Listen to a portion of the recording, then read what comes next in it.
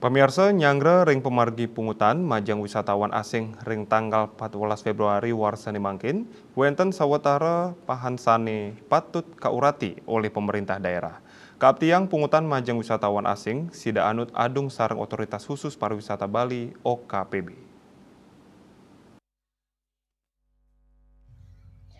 Manut Siletunggil Ekonom Wiraguna Bagus Oka, wenten kalipahan sane patut kauratiang sadurung panguntat $10 inucap kemargiang majang wisatawan asing.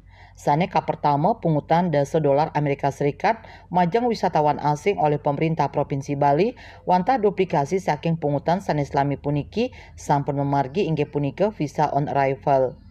Punika mawinan selain saking psikologis kekantenang kirang becik santukan pacang wenten kali pungutan majang wisatawan asing.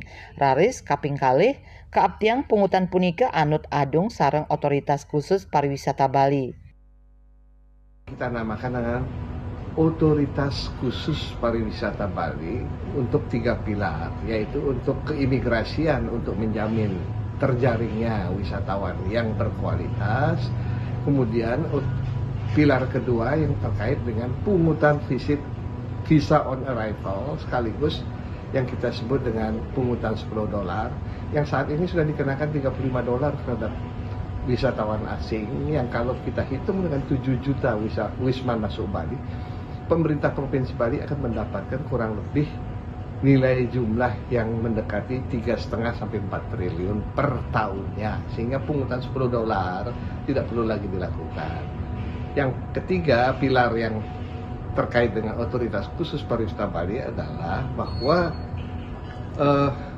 pemerintah mempunyai kewenangan penuh Provinsi Bali dalam hal ini untuk memungut atau mengatur semua investor atau investasi yang masuk Bali untuk dikendalikan dan ditempatkan dalam industri perbankan yang ada di Bali sehingga memiliki nilai tambah untuk ekonomi Bali.